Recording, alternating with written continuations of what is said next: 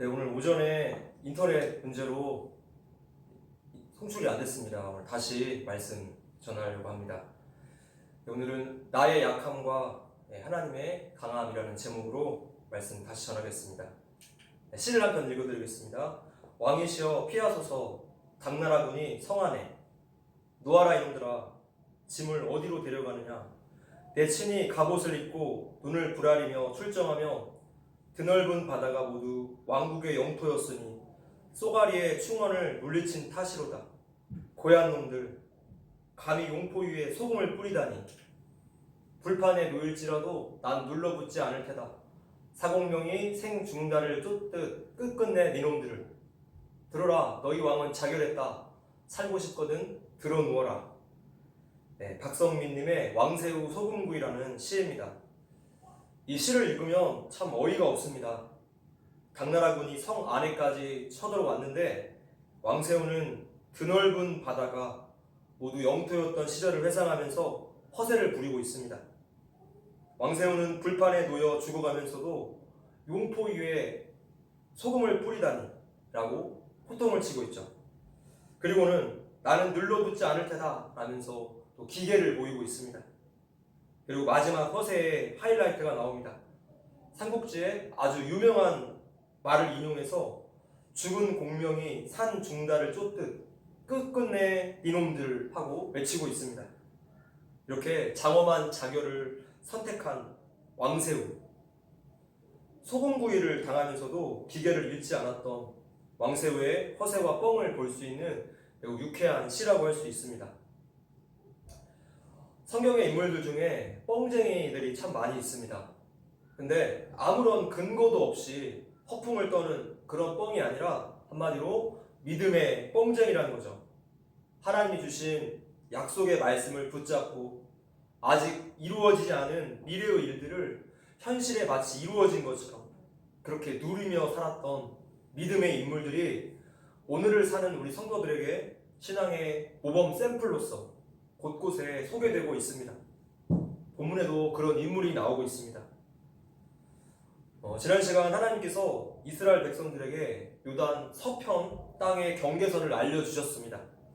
오늘 본문은 이 땅의 분배를 위해서 각 지파의 대표자와 총책임자를 임명하시는 장면입니다.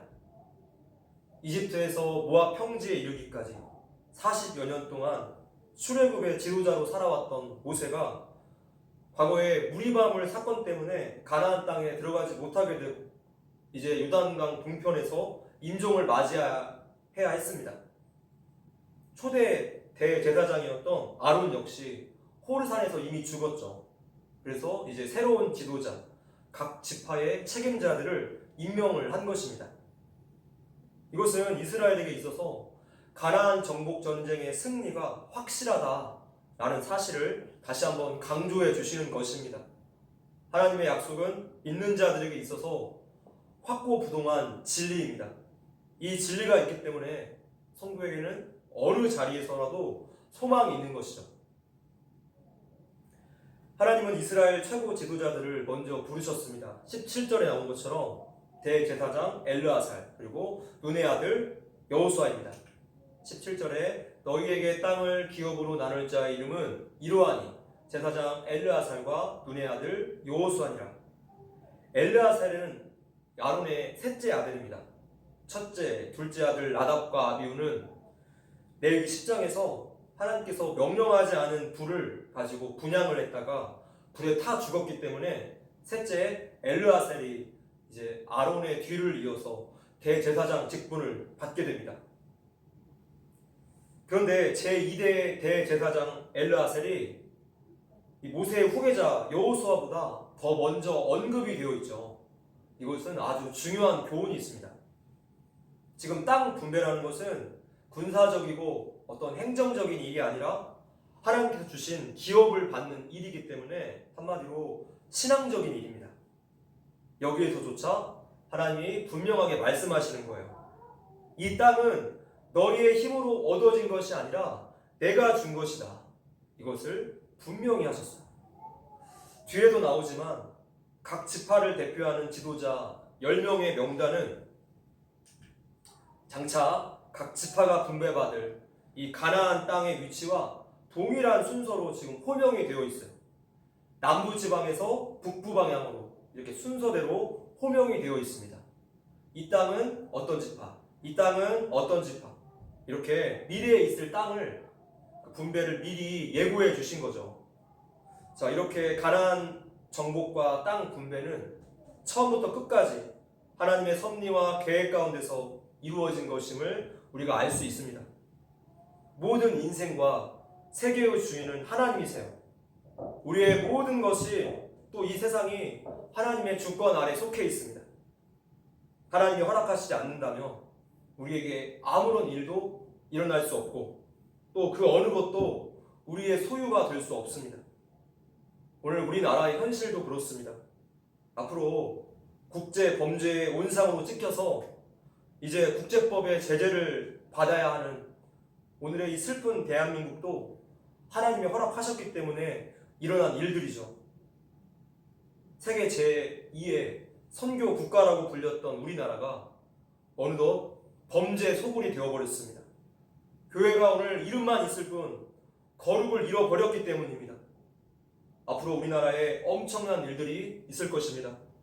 그저 모든 성도들과 한국교회는 회개하면서 하나님 앞에 납작 엎드려 거룩을 회복해야 하고 하나님의 도우심을 간절히 구해야만 할 것입니다. 물질도 건강도 재능도 관계도 모든 상황도 하나님이 주신 거예요. 하나님이 주신 것을 하나님을 위해서 사용하는 것이 모든 성도가 살아가야 하는 청지기적인 삶입니다. 내 것이라고 생각을 하기 때문에 남에게 인색하게 되고 또 반대로 과소비를 하게 되고 내 것이라고 생각하기 때문에 내 마음대로 내 유익을 위해서만 사용을 하는 것이죠. 모든 것은 하나님이 주신 것임을 인정하고 이것을 기억할 때 우리 일상의 경제관, 직업관, 가정관 등등 모든 것이 하나님의 질서 안에서 다시 새롭게 세워지게 될 것입니다. 하나님이 모든 것의 주인 되십니다. 자, 여호수아는 어떤 사람입니까? 여호수아는 에브라임 지파 사람이었습니다. 출애굽 후에 아말렉과의 전투에서 이스라엘을 이끌고 싸울 때 그때 처음으로 성경에 등장한 인물이죠. 그 후에 모세를 수종드는 일을 했었고 또 가나안 땅을 정탐하도록 보내어진 12명의 정탐꾼 중 한 명이었습니다. 결국 광야 40년의 기간 동안 출애굽 1세대로서는 갈렙과 유일하게 생존한 인물이었습니다. 결국에 모세의 후계자로서 이스라엘의 지도자가 되었습니다. 자, 이것을 통해서 하나님은 여호수아를 모세의 후계자로 세우기 위해서 미리 준비시키시고 여러 과정들, 오랜 세월을 통해서 연단하신 것을 우리가 알 수 있습니다. 하나님은 사람을 세우실 때, 또 어떤 일을 시작하실 때 그냥 대충 하지 않으세요. 모세가 40년의 그 미디안 광야의 도망자 생활을 한 다음에 80세가 되어서야 부르심을 받았죠. 우리가 만난 이 힘든 광야, 또 오랜 기다림의 시간은 하나님께서 우리를 당신의 사역에 사용하시려고 만드신 훈련의 시간입니다. 여호수아의 준비 과정처럼 각자 인생에서 하나님께서 준비하신 계획들이 있는 줄을 믿습니다. 로마서 8장 30절 말씀에 또 미리 정하신 그들을 또한 부르시고 부르신 그들을 또한 의롭다 하시고 의롭다 하신 그들을 또한 영화롭게 하셨느니라. 아멘. 하나님의 계획과 섭리 안에 들어있는 모든 성도들의 인생이 지금 이 말씀 한 구절에 다 들어있습니다. 연단과 기다림 속에서 우린 더욱 성숙한 하나님의 사람들이 되어서 하나님께서 일하시는데 쓰기 아주 좋은 도구가 되시기를 주님의 이름으로 축원합니다. 18절 보겠습니다. 너희는 또 기업의 땅을 나누기 위하여 각 지파에 한 지휘관씩 택하라. 그래서 이 요단 서편 땅은 9지파 반절에게 분배가 되어야 하기 때문에 이제 19절부터 28절까지 총 10명의 지휘관을 하나님께서 임명하십니다. 각 지파의 지도자 이름이 쭉 나열되어 있어요. 19절에 이 갈렙을 제외한 나머지 지도자들의 이름을 보니까 낯선 이름들입니다. 그 이유는 나머지 1세대의 지도자들이 다 광야에서 죽었기 때문에 그들의 이름이 여기에서 처음 등장하기 때문이죠. 하나님의 약속을 믿음으로 받아들이지 않아서 생긴 이 불신앙의 모습들, 이것은 하나님의 풍성한 복에 절대로 참여할 수 없음을 성경은 분명히 말씀해주고 있습니다. 불신앙, 불순종은 죄입니다. 오직 믿음만이 하나님을 기쁘시게 할 수 있습니다. 오늘 본문에 나온 많은 사람들 중에 갈렙이라는 인물을 통해서 오늘 우리에게 주시는 하나님의 메시지를 한번 적용해 보려고 합니다. 19절입니다. 그 사람들의 이름은 이러하니 유다 지파에서는 여분네의 아들 갈렙이요. 자, 각 지파의 10명의 지도자의 이름 중에 갈렙이 그 처음으로 등장하고 있어요. 갈렙은 개라는 뜻을 지닌 켈레브에서 유래한 이름인데 히브리인들에게 있어서 개는 경멸의 대상입니다. 중동 문화권에서 개는 비참한 노예 상태를 묘사하는 말로 많이 사용되었습니다. 자, 우리가 이러한 의미들을 고려해 볼 때 이름의 의미를 굉장히 중요시 여기는 이스라엘의 문화권 속에서 갈렙은 사회적 계층 중에서 아주 천한 계층의 사람이었다는 것을 추측할 수 있어요. 실제로 갈렙의 뿌리는 이스라엘 민족이 아닙니다. 그가 성경에 처음 등장한 것은 유다 지파의 대표로서 그 가나안 땅을 정탐하는 그 장면이지만 갈렙은 에돔의 일족이었던 그나스 족속의 후손이었습니다. 출애굽을 할 때 이스라엘과 함께 따라 나온 이방 노예 중에 한 사람이었던 거예요. 그러니까 오늘날로 표현해 보자면 이스라엘로 귀화한 사람이죠. 그러나 갈렙이 천한 계층의 사람이었지만 그의 인생까지 천하게 된 것은 아닙니다. 그의 인생에 큰 반전이 있었죠. 과거에는 외국 출신의 사람을 배척하는 것이 아주 일반적인 현상이었습니다. 오늘날에도 이러한 모습이 어느 정도 있어요. 그래서 외국 출신이 자기보다 잘되며 시기하고 질투하기 마련입니다. 다니엘과 세 친구 이야기를 봤을 때 바벨론 사람들에게 모함받고 공격을 많이 받아야 했던 이유는 바로 같은 이유에서였죠.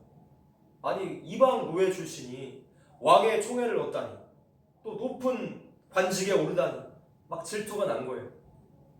그래서 이 갈렙은 외국인인데도 여호와 신앙을 통해서 이스라엘 백성의 일원이 되었습니다. 결국에 유다 지파의 족장까지 오르게 되었어요.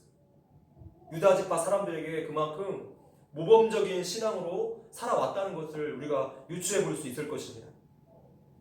뿐만 아니라 출애굽 1세대 중에 여호수아와 더불어서 유일하게 가나안 땅에 들어가는 복을 얻게 됩니다. 가나안 정복대에는 항상 최전방에 나아가서 군대를 이끌었고 심지어 85세의 그 노쇠한 몸을 이끌고도 가나안 족속 중 가장 기골이 장대한 거인 족속, 아낙 족속들이 살고 있는 헤브론 산지를 달라고 그렇게 고백했습니다. 그들을 몰아내어서 그 땅을 결국 차지했죠. 그는 믿음의 사람이었어요. 그의 모든 삶의 여정은 그야말로 믿음의 삶이었습니다. 하나님이 쓰시는 사람은 혈통이나 어떤 배경으로 결정되는 것이 아니라 오직 믿음으로 결정돼요. 갈렙의 믿음이 하나님을 기쁘시게 한 것이죠. 시편 말씀 119편 2절인데요. 여호와의 증거들을 지키고 전심으로 여호와를 구하는 자는 복이 있도다.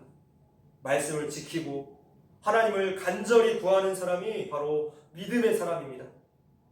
하나님이 바라보시는 것은 하나님을 향한 신실한 믿음과 순종이에요.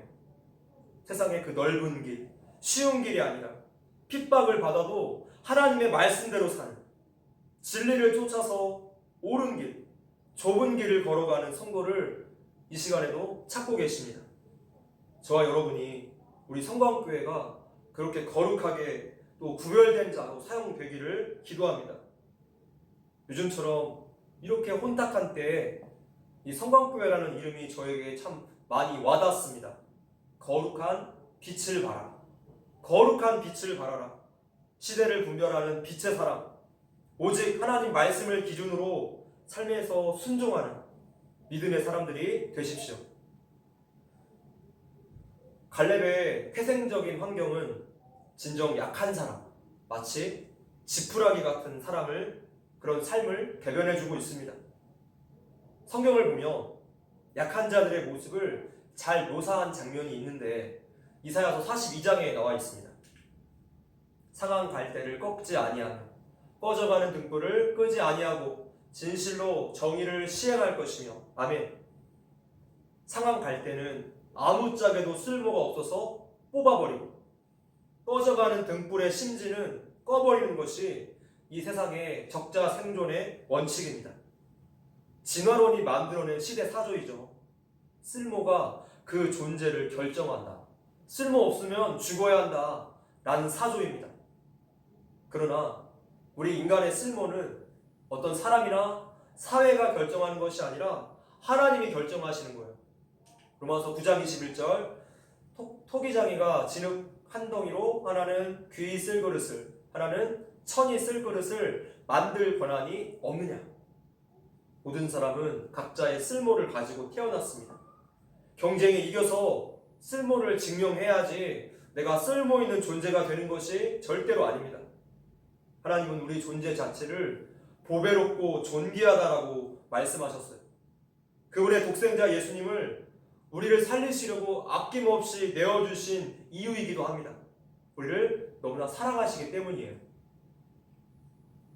세상에서 상한 갈대와 꺼져가는 등불은 가난하고 힘없고 업신여김과 무시를 당해서 지치고 또 많은 고통 가운데 낙심하고 절망해서 그 마음에 깊은 상처를 입은 사람들을 의미하고 있습니다. 이런 연약한 사람들이 하나님을 향한 믿음을 붙잡을 때 삶의 변화가 나타난다는 것이죠. 보잘것없이 들판에 버려진 지푸라기가 제비의 부리에 물리며 따뜻한 둥지가 되고 농부의 손길에 닿으며 요긴한 새끼줄이 되고 멍석과 가마니도 될 수 있습니다. 그러니까 누구의 손에 붙들리냐에 따라서 존재 자체가 달라진다는 거예요. 그래서 환경과 어떤 약점은 우리에게 아무런 의미가 없어집니다. 성경에서 이 연약하고 쓸모없는 것 같은 지푸라기조차도 하나님을 위해서 쓰임받은 장면이 있습니다. 2000여 년 전에 베들레헴 어느 마을에 소와 말에 밟히고 있었던 마구간의 그 지푸라기가 이 땅에 오신 하나님, 아기 예수님의 까는 이불이 되어 주었습니다. 그 지푸라기는요, 아무도 귀히 여기지 않던 하나님의 아들을 푹신하게 품어주는 아주 귀한 이불이 되었습니다. 이 얼마나 영광스러운 지푸라기입니까? 하나님께 사용된 지푸라기. 하나님의 자녀들은 결코 의미가 없고 가치 없는 존재가 될 수 없습니다. 김인중님의 안산 봉상고 이야기라는 책에 이런 구절이 나옵니다. 잠깐 읽어드릴게요. 내성적인 학생은 생각을 진지하게 해서 좋습니다. 사교성이 적은 학생은 정직하고 과장되지 않아서 좋습니다. 소심한 학생은 실수가 적어 정확해서 좋습니다. 질투심이 많은 학생은 의욕이 넘쳐서 좋습니다. 말이 많은 학생은 지루하지 않아서 좋습니다. 자신감이 없는 학생은 겸손해서 좋습니다.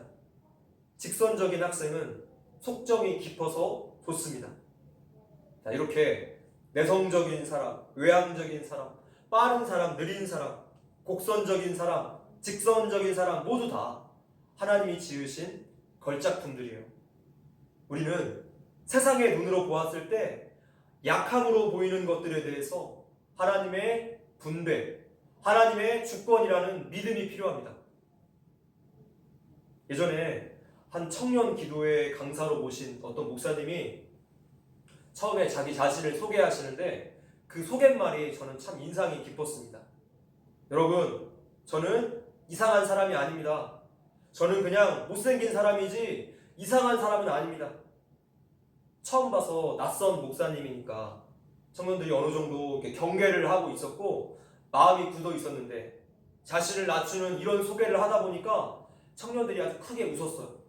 한순간에 마음이 다 열리게 된 그런 은혜가 느껴졌습니다. 그렇습니다.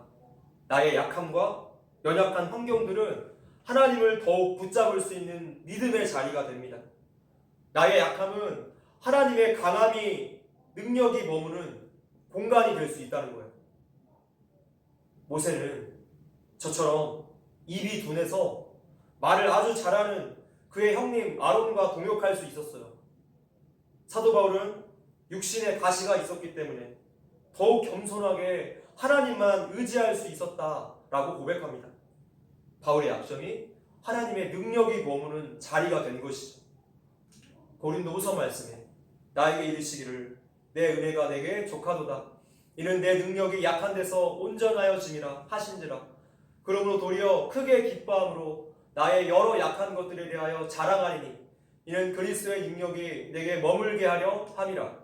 그러므로 내가 그리스도를 위하여 약한 것들과 능욕과 궁핍과 박해와 분고를 기뻐하노니 이는 내가 약한 그때의 강함이라. 아멘. 나의 약함, 환경적으로 연약한 부분들은 바로 겸손을 불러오는 지점이에요. 교만을 너무나 싫어하시는 하나님이 이 약함 때문에, 이 연약한 환경 때문에 나를 겸손케 만드십니다. 믿음이라는 것은 무엇입니까? 그것은 내가 아무것도 아님을 인정하는 겸손함이라고 할 수 있어요. 그래서 하나님만 온전히 의지하는 것이죠. 그러나 교만한 사람은 자신의 경험과 계획과 힘과 능력을 믿기 때문에 환경에 대해서 계속 계산을 멈추지 않기 때문에 온전히 하나님을 의지할 수 없습니다. 즉 불신앙인 것이죠. 레리 크랩은 하나님의 러브레터라는 책에서 룻기에 나오는 나오미의 이야기로 깨진 꿈을 통해서 보이시는 하나님의 뜻에 대해서 이야기해 줍니다. 남편과 두 아들이 죽고 며느리만 남은 이 벼랑 끝 인생. 그 시대 문화 속에서 약점이라는 약점은 다 가지고 있었던 이 밑바닥 인생 나오미와 룻에게 하나님께서 은혜로 다가오셨어요. 하나님의 기가 막힌 타이밍과 인도하심을 통해서 보아스를 만나게 하시고 그와 결혼하게 하시고 이 가문에서 다윗 왕이 태어났고 또 예수 그리스도가 태어나는 엄청난 복의 줄기로 들어오게 하신 거예요.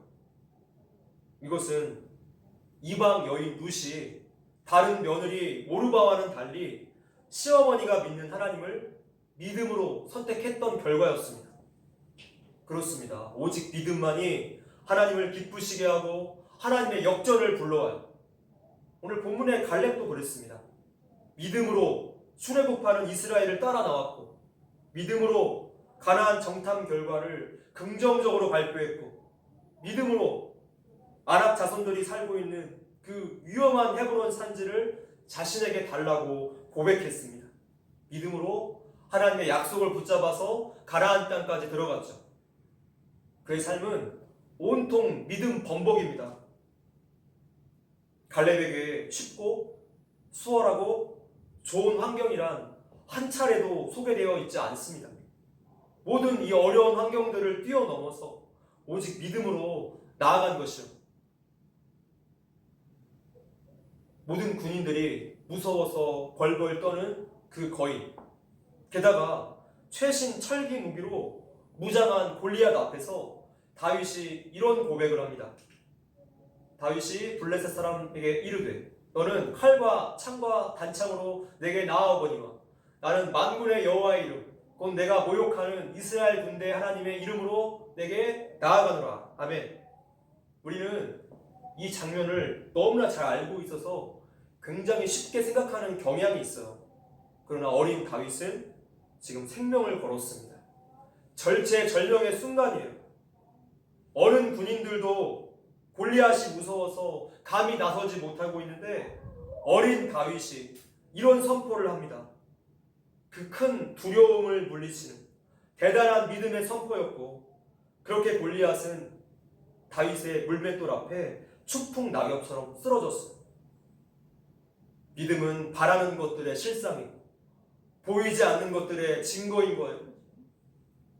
하나님이 기뻐하시는 자에 대한 정확한 정의가 성경에 나와 있습니다. 히브리서 11장 6절 말씀인데요.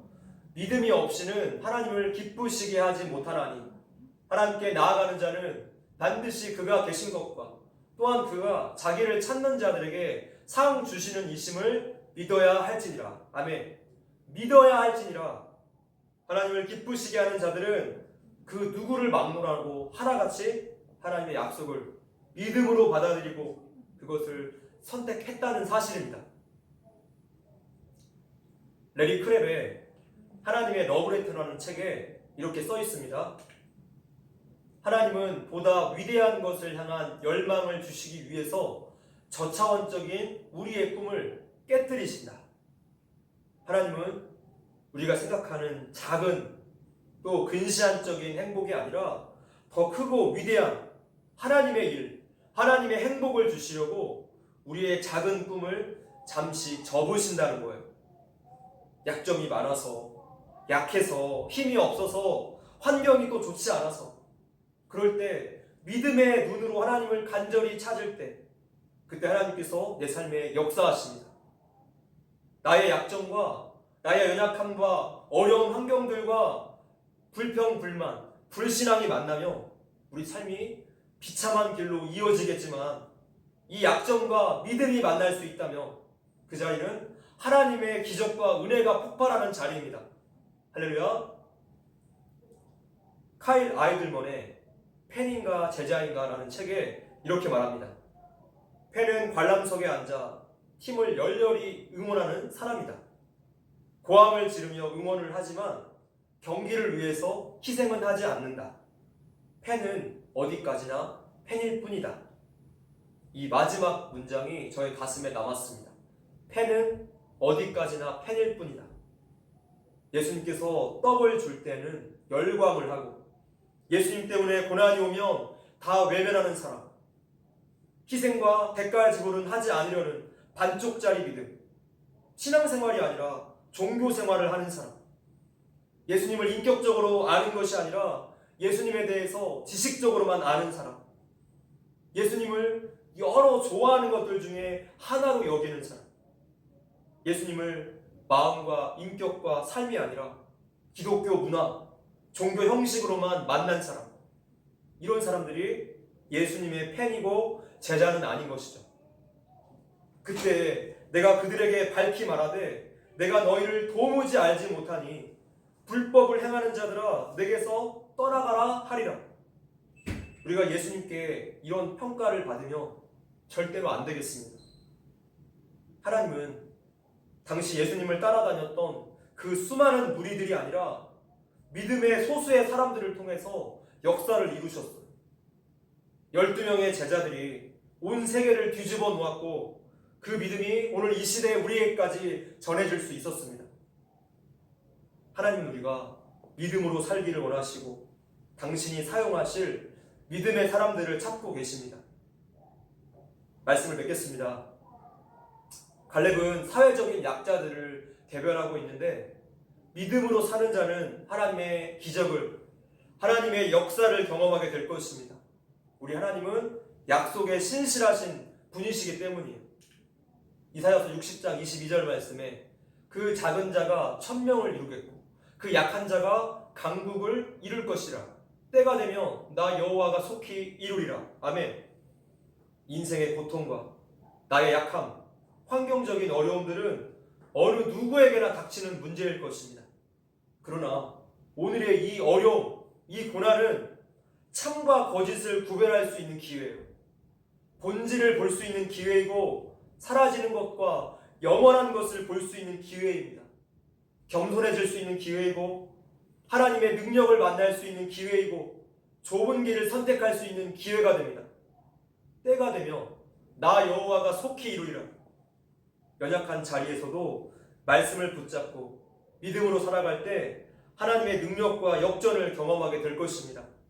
시대를 분별하는 거룩한 삶, 세상 두려움에 타협하지 않는 그 믿음의 삶을 위해서 오직 전진하시는 저와 여러분들 되시기를 주님의 이름으로 기도합니다. 아멘.